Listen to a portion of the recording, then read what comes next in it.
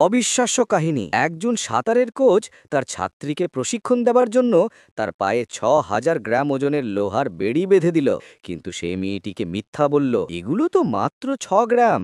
মেয়েটি সরল মনে বিশ্বাস করল আর দ্রুতই চলে গেল জাতীয় সাঁতার প্রতিযোগিতায় অংশ নিতে। কিন্তু হঠাৎ রেসের মাঝপথে লোহার বেড়িগুলো খুলে পড়ে গেল।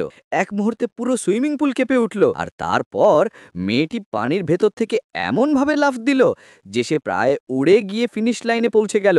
দর্শকরা হতভাগ, কেউ বিশ্বাসই করতে পারছিল না কিভাবে এটা সম্ভব হলো। আসলে মেয়েটির মধ্যে ছিল এক অসাধারণ সাঁতারের প্রতিভা, কিন্তু মায়ের মৃত্যুর পর তার সৎমা তাকে নির্মমভাবে নির্যাতন করতে শুরু করে।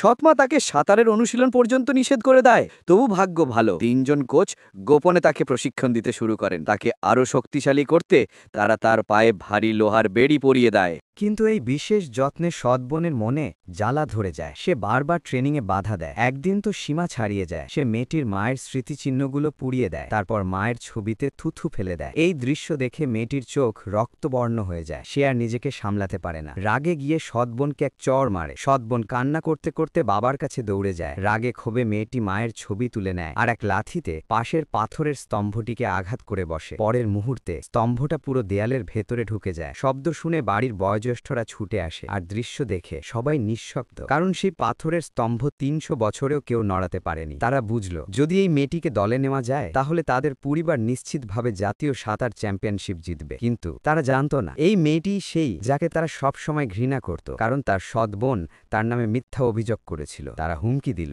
যদি তুমি চ্যাম্পিয়ন না হও তাহলে তোমাকে ঘর থেকে বের করে দেব। অবশেষে এলো প্রতিযোগিতার দিন। ৩টে কোচও উপস্থিত। রেস শুরু হলো। মেয়েটি আত্মবিশ্বাসে ভরপুর হয়ে পানিতে ঝাঁপ দিল। তার প্রতিদ্বন্দ্বী তাকে অপমান করতে ৬ সেকেন্ড পরে রেস শুরু করলো, কিন্তু তবুও অল্প সময়েই তার কাছে পৌঁছে গেল। সে ইচ্ছে করে দেয়াল সদৃশ ঢেউ তৈরি করলো। একটা ভয়ঙ্কর ভর্তুকি মানে ভরাট ঢেউ বানিয়ে মেয়েটিকে ভয় দেখানোর চেষ্টা করলো। মেয়েটি এক মুহূর্তের জন্য থমকে গেল, কিন্তু না, সে হার মানল না। সে চোখ বন্ধ করে মন শান্ত করলো আর কোচদের শেখানো বিশেষ সাঁতারের কৌশলগুলো ব্যবহার করতে শুরু করলো। সবাই অবাক হয়ে তাকিয়ে রইল। সে যেন এক জলকরী যে পানিকে ছিঁড়ে ফেলে গতি ছড়াচ্ছে। অবশেষে সে অবিশ্বাস্য গতিতে ফিনিশ লাইন ছুঁয়ে ফেলল। দর্শকরা একযোগে চিৎকার করে উঠল, জয় জয় জয়! কিন্তু ঠিক তখনই তার প্রতিদ্বন্দ্বী অভিযোগ করল যে এই মেয়ে রেসের আগে আনারস ফ্লেভারের ড্রিঙ্ক খেয়েছে। পুরো মাঠ আবার নিস্তব্ধ হয়ে গেল। সবাই অবাক হয়ে তাকিয়ে রইল তার দিকে। সাবস্ক্রাইব করে রাখো, কারণ পরের পর্ব খুব তাড়াতাড়ি আসছে।